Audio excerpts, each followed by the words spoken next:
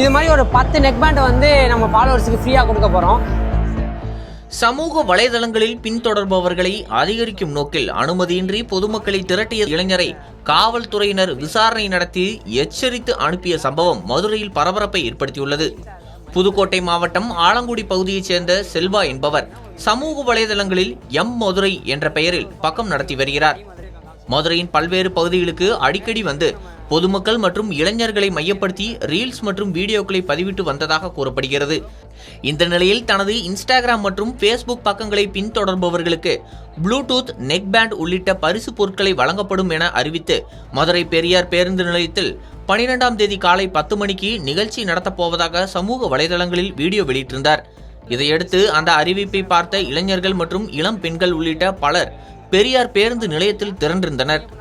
இதனை கவனித்த திடீர்நகர் காவல்துறையினர் சம்பவ இடத்திற்கு சென்று செல்வாவிடம் விசாரணை நடத்தினர். அப்போது எந்தவித முன் அனுமதியும் பெறாமல் பொதுமக்களை திரட்டியதாக கூறி அவருக்கு காவல்துறையினர் எச்சரிக்கை விடுத்தனர். மேலும் பொதுமக்களுக்கு இடையூறு ஏற்படும் வகையில் இதுபோன்ற நிகழ்வுகளை நடத்தக்கூடாது என அறிவுரை வழங்கியதாக கூறப்படுகிறது. பின்னர் அங்கு திரண்டிருந்த பொதுமக்கள் கலைந்து செல்லுமாறு அறிவுறுத்தப்பட்டனர்.